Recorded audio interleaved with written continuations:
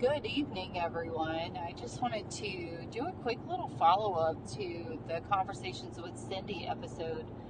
And I went back, re listened to it because I was reading some of the comments that were being left. And I don't feel like I guess the emotion that I was hoping to present behind it didn't really carry over in that video. So I want to just kind of clear the air and make it known that I asked those questions about Cindy not in any type of negative light, rather to better understand what that full conversation or what each of those conversations sounded like in true real time, real context.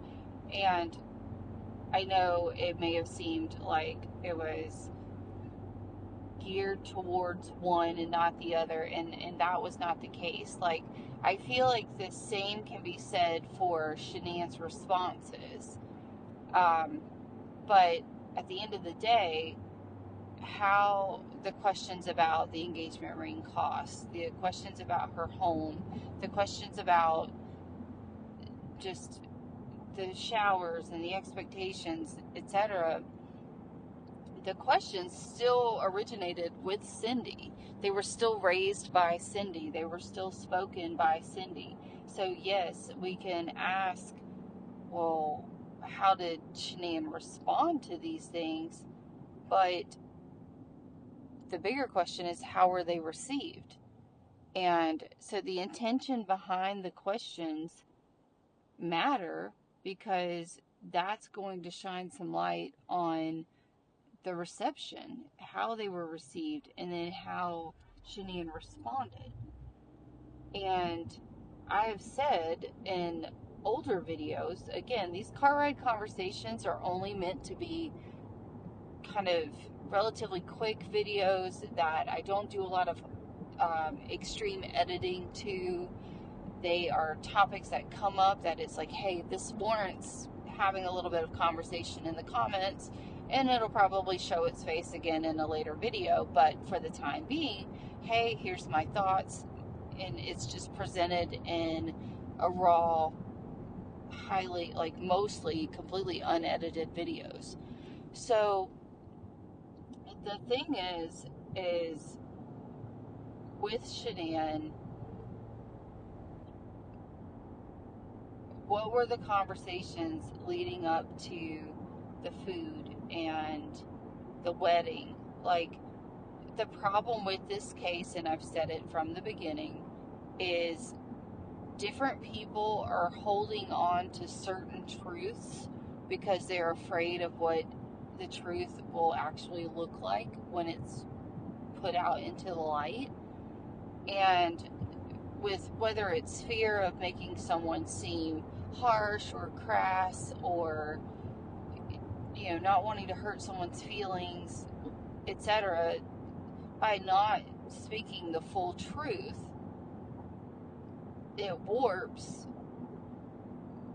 the information that we're given. So we're not being able to, it's just like saying, oh, well, the autopsy didn't show disease processes. Yes, but we know that the autopsies were heavily redacted. We know that there are many pages in that discovery that we do not have. There's evidence that we do not have for different reasons. We don't have photos. We don't have, there's many things that they put out just enough in that discovery to cause people to ask questions. I really think they put it out hoping that it would just silence everybody, but they underestimated, and they, being the DA, underestimated very much so the public's interest in this case. And so this discovery that they've put out actually raises more questions than answers. So again, knowing the context and understanding that these discussions that we're having about any case, they're only going to be as thorough as the evidence that we have been given and put in front of us. And so, because different people are trying to hide different truths, or they're trying to hold on and preserve others that were touched by this case, whether that's extended family or friends, it varies. But in doing so, it's created this hostility where it's almost as if certain subjects can't even be raised or brought up. And I have said it from the beginning, I don't believe that Nutgate had anything to do with nuts. And I know the biggest comment I got was like, oh, it wasn't pistachio ice cream, or it wasn't, etc. I remember reading where it was vanilla, and I have seen where it was pistachio. Now, where that conflicting evidence is coming into play, I would literally have to dig back through, which if this was a fully edited video, I would go dig back through the discovery and pull the precise page and tell you exactly what it was. But the freaking ice cream could have been strawberry. It doesn't matter. In that moment, Shanann wasn't okay with her having the ice cream, and Cece started fussing, and things really took off and just went off the rocker. Now, do I think Shanann was right in that, in that moment? No. Because just because your kid wants to act like a brat doesn't mean that you just give her every little thing that she wants.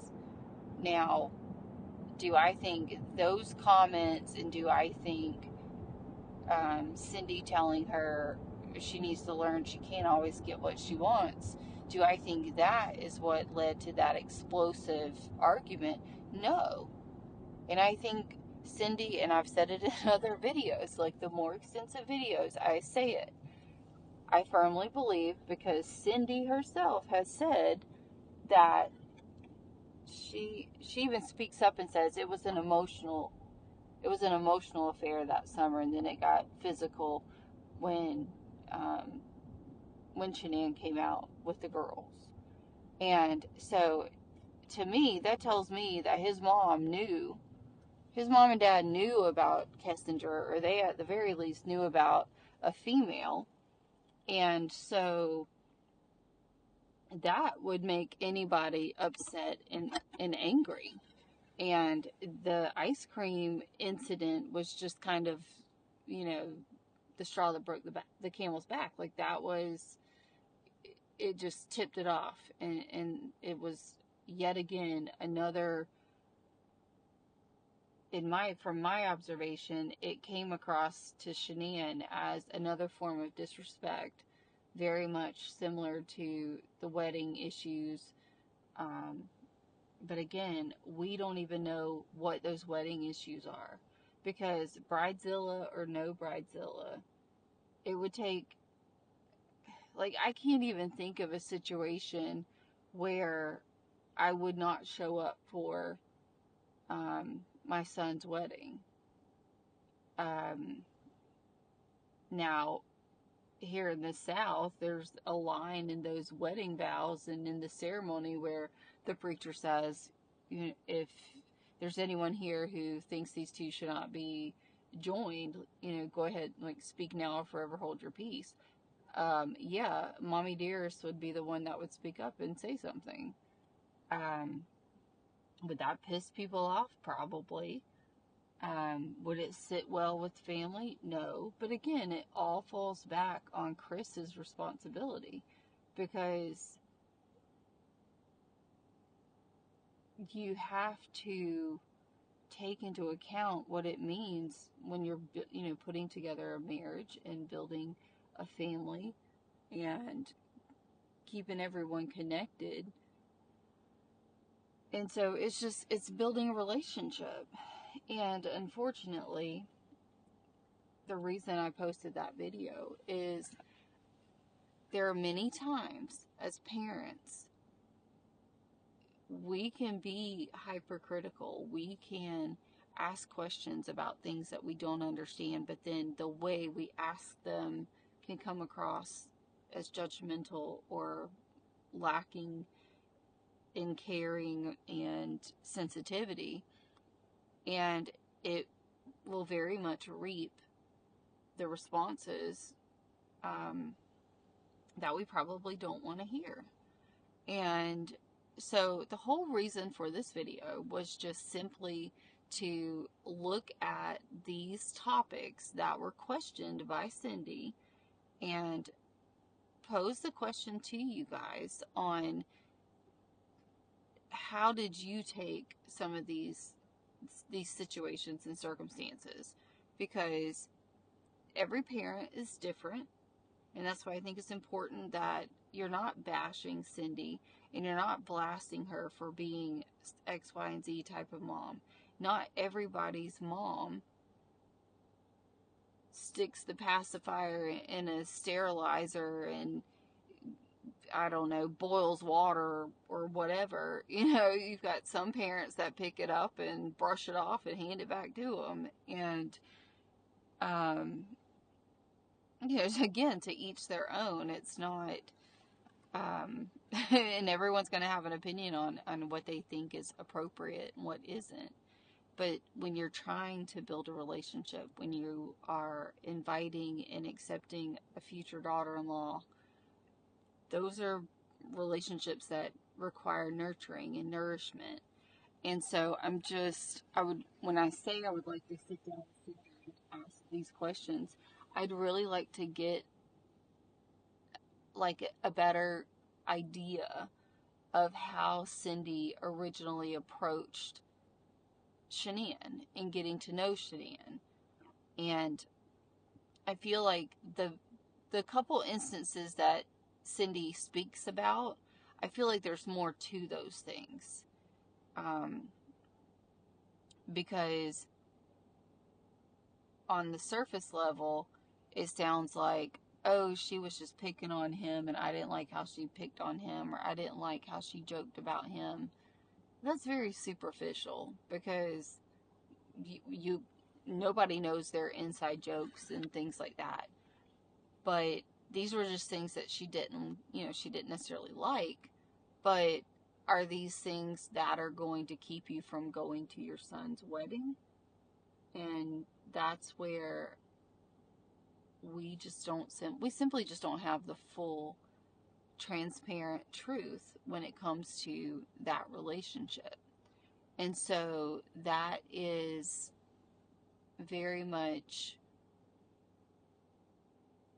why I posted the video that I did yesterday. And so I just wanted to touch base. I don't want to drag this one out. It doesn't need to be long or anything like that. But it is important both on Cindy's end as well as Shanann and Chris, because Chris very much had responsibility in nurturing the relationship between his bride and his mom. And no one, of course, wants to be in between two women that you love and that you care about, but then they can't get along. But at the same time, when you're signing up for a lifelong commitment, then these two are going to have to get along with each other. So, again, that's typically where engagement comes in. During the time of your engagement, you are working diligently through things to reach a better understanding for how it's going to work within your family. So I hope that clears it up a little bit. Definitely was not meant to come across as like defending one and not the other. Nothing like that at all. More so as a parent, having adult conversations with adult children. And if you don't have adult children, you will never understand until it happens to you just how that season shifts and how that relationship evolves, because it's very, very different, even from them being 15, 16 years old, 17, 18 years old. It's still very, very different when they're 20, 21, 22, or, mid 20s. There's a big difference in how your relationship is. It evolves from them being children to young adults and then adults. So I think that's really important to keep in mind, because as parents, we're always given opportunities to help educate and nurture and teach the young adults and how to handle and resolve conflict. And so the whole purpose behind it is just highlighting the types of conversations that require a little bit more sensitivity. They require a little bit more follow through and follow up. And we need to be learning something here, because your son or daughter coming home and saying, I'm engaged and I'm going to get married, 95% of people jump straight to the planning of the wedding, and they don't even stop and slow down long enough to determine, is the relationship strong and sturdy enough, or is it grounded in what it needs to survive? And so it's always good just to take that pause. And so that's really where everything was coming through and coming together for that video. So I hope you guys have a good night, and I'll be in the comments again later tonight and into tomorrow. Have a nice one, nice.